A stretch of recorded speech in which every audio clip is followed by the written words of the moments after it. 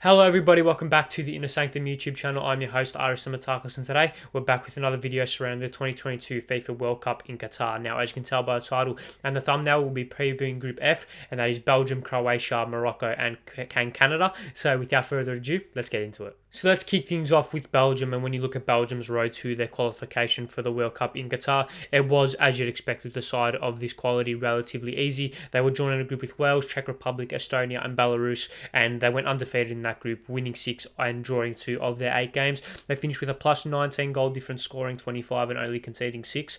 Now we take a look at their World Cup campaign 4 years ago. They lost in the semi-finals to France back in 2018, and it was a game which really could have gone either way, and should they have gone through to the final, potentially could have won the whole thing, which is just even more heartbreaking for them. We take a look at their most recent European Championship campaign. They lost in the quarterfinals to the eventual champions Italy after topping their group with 9 points. So we can see that this side is still packed with talent and still absolutely capable on the world stage. Now, while their side will be relying on their more experienced players heading into the World Cup, it's pretty much the same squad as what we saw 4 years ago. But let's not forget just how good that side was back in 2018. It was fast, exquisite counter-attacking football that was able to break lines and really beat any team on any given day. That's how good they were. Now, the creativity and the tenacity in midfield, coupled with that defensive ability from the likes of Toby Alderweireld and Jan Vertonghen, just made for an extremely hard team to break down. And when you have the likes of Eden Hazard, Romelu Lukaku and Kevin De Bruyne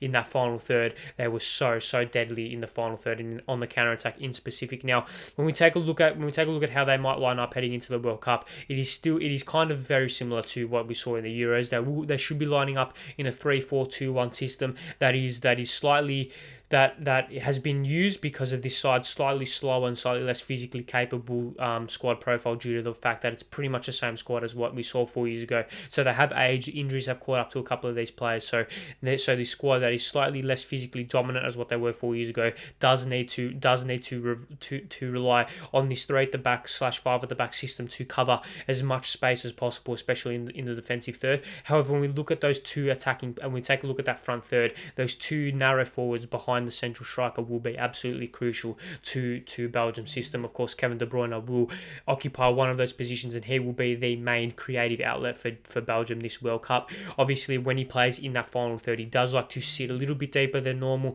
and does like to dictate tempo in that final third and act as this offensive creative anchor in that final third. Now, this talented side is perfectly balanced and is still capable of doing serious damage, very akin to what they did back in the Euros and back what they did in 2018. Now, we saw this in their most recent Nations League campaign. They did smash Poland 6-1.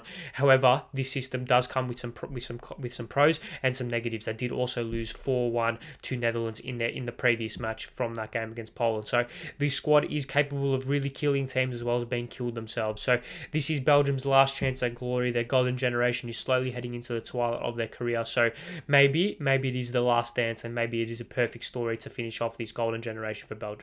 So let's move on to the second team in Group F, and that is Croatia. Now let's start with their road to qualification for the World Cup. They were drawn in a group with Russia, Slovakia, Slovenia, Cyprus and Malta. And despite Russia being a fantastic footballing side back in 2018 and really showed just how good they are, Croatia did qualify top of this group. They finished with 7 wins, 2 draws and 1 loss with a plus 17 goal difference, only conceding 4 goals throughout the qualification campaign. Now when we take a look at their last European continental campaign, or the European Championships, they did fall at the round of 16 at the Euros. So a slightly disappointing performance when you take into consideration their unbelievable performance back in 2018, and that is something that will be playing on the minds of all those Croatian players. They had a fantastic run at the group stage. They had a fantastic run throughout the knockout stage, and they fell in the final to France 4-2 in a game which really could have gone either way. If you go back and watch that game, Croatia did have some chances to really steal that game. So that will be playing on the minds of a lot of the Croatian players. Of course, that performance back in 2018 was so inspired, came from the depths, and they were really the underdog story of the whole tournament. So that is something that they will be looking to replicate, no doubt. Now, when we take a look back at the Euros and we take a look at what they could be heading into the World Cup in terms of system, they did play a very persistent and regimented system, if that makes any sense. They did play a 4-3-3 system for all of their games bar one, and this was really geared to get the best out of their main man, and that was Luka Modric. Modric in that tournament played on the right-hand side of the midfield 3, and he was the anchor of all of Croatia's build-up play. He was really their most creative player and their creative outlet, especially in the middle third. Having having the hardworking Mateo Kovacic and Mateo Brozovic either side of him, he was really able to really show just how good he was. Brozovic and Kovacic were the more industrial style midfielders, which allowed the creativity of Luka Modric to be shown in spades. Now, this has been a staple of the way that Croatia have been playing for the past 4 years, and despite some tinkering here and there, some age and some injuries have fallen on this squad, this is relatively the same squad that will be competing in Qatar that was competing in Russia and as well across the European Championship campaign last time out. Now, this has slightly a little bit of a detriment because the aura of predictability around this Croatian team is something that could hinder them. When we take a look back at their 2018 World Cup campaign, they had this unpredictability about them, and they had this flamboyant nature about them, which made them very hard to kind of work out and very hard to break down because no one really knew what to expect from them. However, as time has gone on, as age has gotten onto this team, there has become a layer of predictability about them. Now, the fact that unpredictability factor is not there, that is something that could lose their spark heading into Qatar, and something that could act as a detriment. However, with the talent that they do have at their disposal, with this being Luka Modric's last World Cup, and obviously the heartbreak of 2018 playing on their mind, it would not shock me in the slightest if Croatia were able to shock the world and replicate what they did back in 2018. So let's move on to the third team in Group F, and that is Morocco. Now we take a look at Morocco's World Cup qualification campaign. It was very, very emphatic, as you would expect from a Moroccan team, which has so much quality, especially considering the quality and difference for their African counterparts. Now in their group, alongside Guinea-Bissau, Guinea and Sudan, they won all 6 of their games, conceding only 1 goal while scoring 20, so that plus 19 goal difference just goes to show just how good they actually were. Now, of course, they obviously went through to that playoff because they finished top of their group against the Dominican Republic of Congo. They drew their away leg, which was the first leg 1-0, before returning home and playing the second leg and winning 4-1. So very, very emphatic qualification campaign for Morocco. When we take a look at their African Cup of Nations campaign earlier on this year, they won 2 of their group games before drawing to Gabon in their final group game. However, they did lose to Egypt in the semi-final after extra time 1-0, which was pretty disappointing. However, when we look back at 4 years ago to the 2018 World Cup campaign, they fell at the group stage in a very tough group, which consisted of Spain, Portugal and Iran, in which they actually got a point, and which was a 2-2 draw in their final group game against Spain, which is something that they can build off, especially heading into Qatar, where they potentially have a more quality than what they did back in 2018.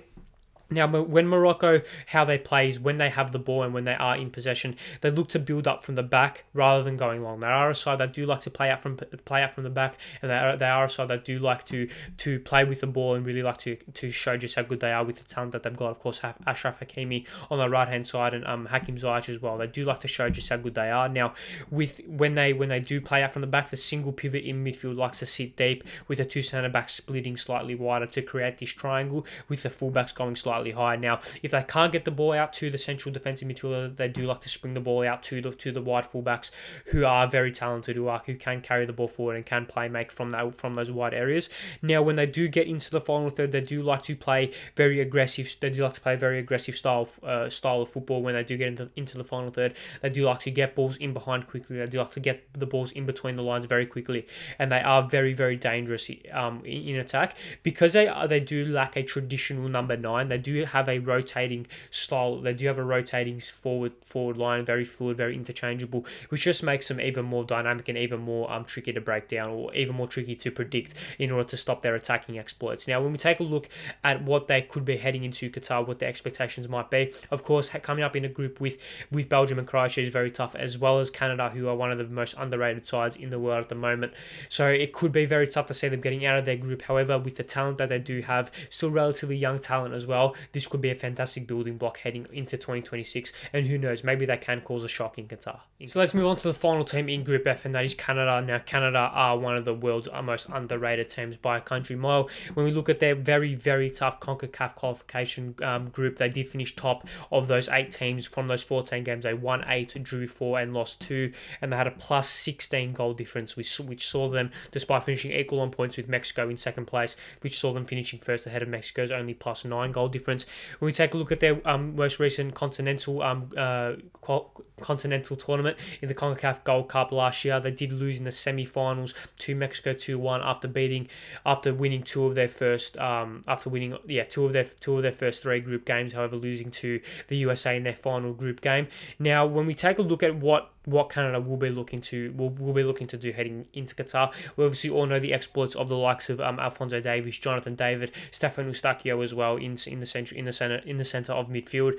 They are a very systematic team. However, despite the offensive talent that they do have in the defensive part of the game, they do like to sit relatively deep and they do like to sit relatively compact in a very systematic way. They do play a 4-4-2 style system. However, it is like a traditional 4-4-2 style system. However, it is very compact, it is very tight, very hard to break down. They do like to force the opposition out wide, and they can't really play. They restrict the space for the opposition to play, especially in between the lines. They do like to force oppositions out wide. However, when they are in possession, they do like to maintain this 4-4-2 system, and that, despite not being the most traditional attacking style of system, they don't play a long ball direct style of football. They do like to build the ball up through the midfield, through the passing options that they do get from those two strikers and from the wide players as well. So this Canada side is still very fluid, still very flexible in attack and in defense.